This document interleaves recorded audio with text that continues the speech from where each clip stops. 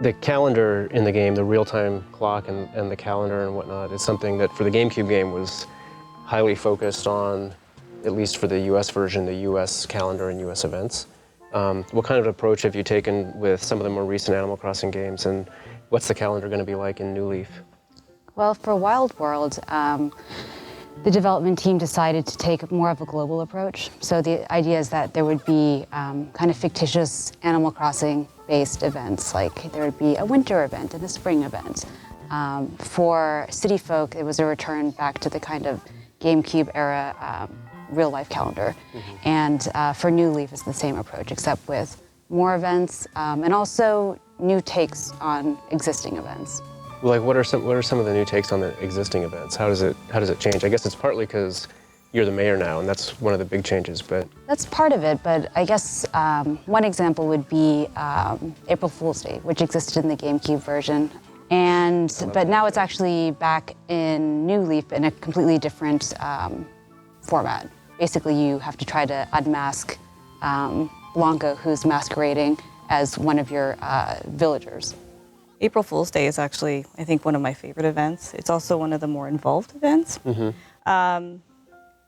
In the past, I think players were really aware of the fact that the game would follow the real-world calendar. So they knew if there's an April Fool's event that on April 1st you have to play. Not to give too much away, there's a build-up to that. You have to play and listen and take notes. This Animal Crossing you need to be really devoted. And it's not just if you're mayor. The events are special times for not just the mayor character, but for all the residents in the town. So that actually brings up, we've got kind of the special Animal Crossing hardware here, but I am really excited about the fact that I can download this game digitally, because a lot of times when I'm carrying my 3DS around, I don't have all my games with me, and the fact that it's on the system now means I can just open it up at any point in time and play, which becomes really important both for like the different times of day, if you're fishing or whatever, but also for events like that, just being able to have it handy. But it seemed to me like the events in the GameCube game, you really had much more of, they had events, but it was really more about you kind of watching what the animals were doing in those events rather than a whole lot of participation in what was going on. Is that an accurate recollection, or? Yeah, I think so. I mean, for most of them. Yeah, you'd have a little bit of build-up and talking to townsfolk for a couple of holidays. You'd hear them speaking about like Toy Day and kind of you'd see their excitement. You could participate in some of the events, the Harvest Festival, where you'd steal all of the silverware off of the tables, for example. Yeah. But for some of the other smaller events, it was very much like watching all of the villagers gather and watching them do the countdown for New Year's, for example. Mm-hmm.